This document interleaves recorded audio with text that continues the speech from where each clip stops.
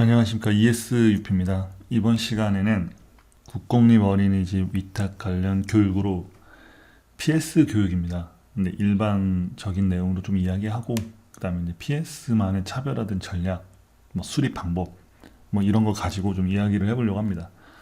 숲이 핵심이다 라는 주제를 가지고 강의를 진행을 할 텐데, 숲 체험이나 숲놀이 이런 이야기 하려고 하는 게 아니라, 자, 원장이라면은 숲을 봐야 된다.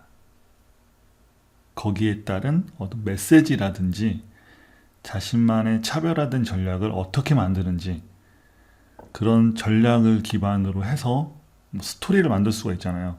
그런 스토리 기반의 서사, 하여튼 그런 거를 어떻게 만드는지 그런 거에 대한 좀 이야기를 해보려고 합니다. 자, 토지에 해당되는 뭘까요? 자, 프로그램이에요.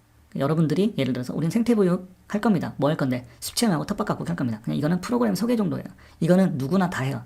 대한민국에 있는 어린이집 종사자라면은 이게 다 알아요. 근데 이걸 가지고 차별화한다? 쉽지 않죠. 나무에 해당되는 건 뭘까요? 건강하고 안전한 친환경 교재 교육. 제가 아까 설명드렸죠. 자, 이 정도만 해도 굉장히 훌륭해요. 이게 아까 말씀드린 대학생 수준이에요.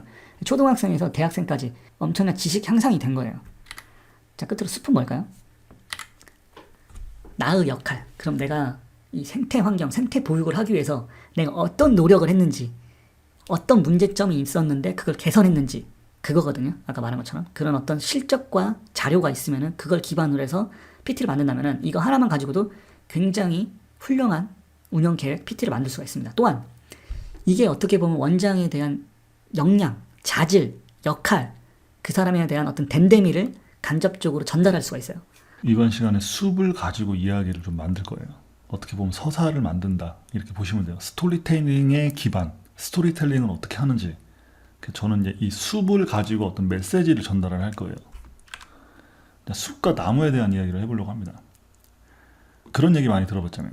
나무를 보지 말고 좀 숲을 봐라. 그런 얘기 많이 들어보셨죠? 제가 그런데 어린이집 관련된 컨설팅을 하다 보면은 많은 분들이 숲보다는 나무를 많이 봅니다. 나무에 굉장히 집요하게 집착을 많이 하세요. 그러다 보니까 어떤 메시지가 안 보여. 그 사람이 도대체 무엇을 하려고 하는지, 뭘 하려고 하는지, 차별화된 역량이나 자질은 뭔가 알 수가 없어요. 왜? 나무에 집착을 하기 때문에 그렇습니다. 그래서 나무가 아닌 숲에 집착을 해야 된다. 숲을 봐야 된다. 그런 관점에서 이야기를 풀 건데, 이런 한적한 시골 마을이 있습니다. 그러니까 도심에서 약간 벗어난 외곽지역. 우리나라로 치면은 인근에 있는 경기도 조금만 벗어나면은 약간 한가한 데 이렇게 많이 있잖아요. 그런 것처럼 도심에서 약간 벗어난 이런 한적한 시골 마을이 있습니다. 여기를 이제 도시 개발을 하려고 해요. 자, 지금 여기는 2차선인데 10차선으로 확대를 할 거고, 여기에 신도시를 개발을 할 겁니다. 또한 평균 차량이 한 2만 대 정도 다니는데, 여기는 유동인구가 하루에 한 200명밖에 안 돼요. 그런 어떤 한적한 도시예요. 자, 여기를 어떻게 개발할 거냐면은 이렇게 개발을 할 거예요. 상업단지와 도로, 여러 가지 이제 큰 건물들이 많은 신도시를 개발하려고 합니다. 그래서 앞서 이제 2차선이었던 도로를 10차선으로 확대를 할 거고, 상업지역이나 이런 게 없었잖아요. 주거 환경이라든지 이런 어떤 장사를 할 수 있는 상가라든지 이런 것들이 없었는데, 상가도 만들고 주거 환경도 만들고 주상복합도 만들어서 주거와 생활 이런 여러 가지 복합적인 신도시를 개발하려고 합니다. 그래서 하루 평균 2만 대였던 자동차가 20만 대가 다닐 수 있는 도로고, 유동인구가 200명밖에 없었는데 약 30만이 생활할 수 있는 그런 신도시로 개발을 하려고 합니다. 문제가 발생을 해요. 축소되어 있던 마을이 개발이 되면 당연히 문제가 발생을 하죠. 자, 어떤 문제가 발생하냐? 그림과 같이 심각한 대기 오염이 발생을 하는 겁니다. 그리고 그거에 따른 어떤 미세먼지라든지 그런 어떤 문제들이 많이 발생을 하죠. 자동차가 2만 대밖에 안 다녔는데 그게 30만 대가 다녀요. 인구도 아까 말씀드린 것처럼 200 정도밖에 안 되는데 30만 인구가 있어요. 엄청난 이산화탄소를 내뿜겠죠. 그래서 산소 부족 문제가 발생을 하는 겁니다. 연구를 해봤더니 산소가 부족하다는 어떤 문제가 발생이 된 거예요. 자, 어느 정도로 부족을 하냐? 앞서 말씀드린 것처럼 유동인구가 30만 정도 된다고 했어요. 근데 그 중에서 한 10만 정도가 숨을 쉴 수 있는 산소가 부족한 겁니다. 10만 정도가 숨 쉴 수 있는 산소가 부족하다 보면은 당연히 뭐 호흡곤란이라든지 어떤 문제가 발생을 하겠죠. 사람 생명에 지장을 줄 수 있는 문제가 발생을 하겠죠.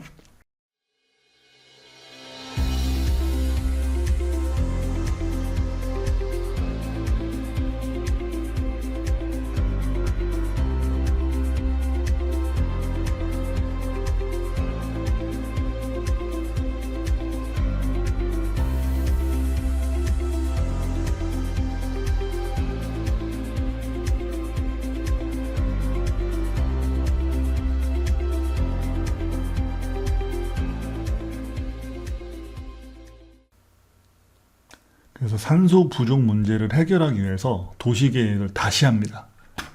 도시계획을 어떻게 하냐. 산소를 공급할 수 있는 숲을 조성합니다. 자, 양쪽 사이드에 이렇게 숲을 조성을 해요.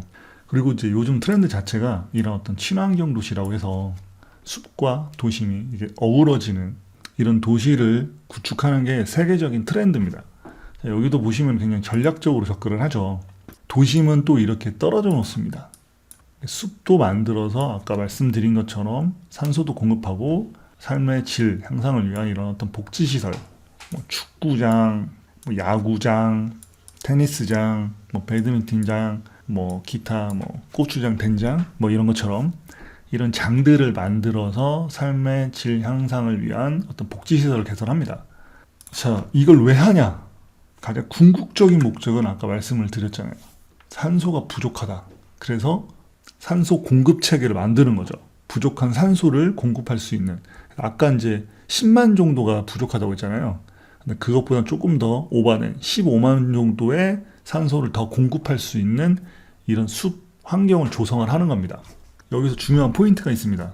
여러분들이 약간 헷갈릴 수가 있는데 이런 체육시설이나 이런 숲을 조성하는 이유는 삶의 질 향상이 아니라 가장 궁극적인 목적, 메시지는 산소 공급입니다. 산소가 없으면 오늘 내일 하는데 뭐 삶의 질 향상이고 뭐 장을 담그고 고추장을 담그고 이게 무슨 상관입니까?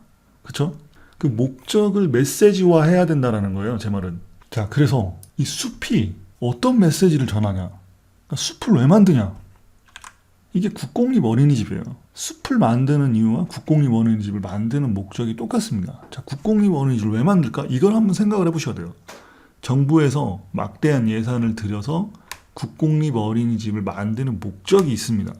그 목적에 부합한 운영 계획이라든지 PPT 자료, 소견 발표 자료를 만들어야 돼요. 근데 대부분 많은 분들이 놓치는 부분이 있죠. 이 나무에 집중을 해요.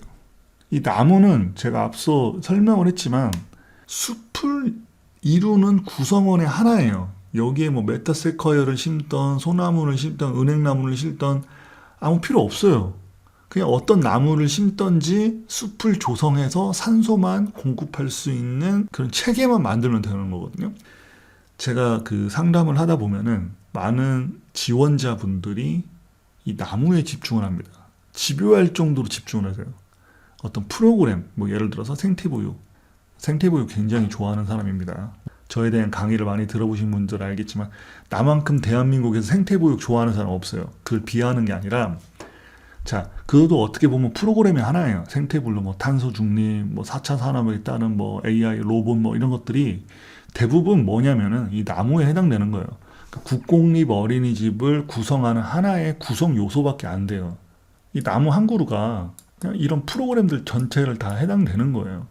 뭐 예산계획? 이것도 마찬가지예요. 뭐 예를 들어서 서울시면 서울시만의 예산계획? 이건 나무예요. 근데 제가 여기서 말씀드리는 중요한 포인트는 뭐냐면은 메시지를 담을 때 가장 궁극적인 목적을 갖고 메시지를 담으라는 거예요. 이 프로그램을 갖고 어떤 전략을 짜기보다는 이 국공립 어린이집을 어떻게 운영할 건지 국공립을 국가에서 운영하는 목표와 그 취지가 있습니다. 그거에 부합하는 내용을 담아야 된다는 거예요. 자, 여기서부터는 이제 PS 항목으로 그럼 그 메시지가 뭐냐? 국공립 어린이집을 운영하는 목적이 뭐냐? 취지가 뭐냐? 그거에 따라서 메시지를 어떻게 담아야 되냐? 그런 얘기를 조금 심도 깊게 한번 해보려고 합니다. 자,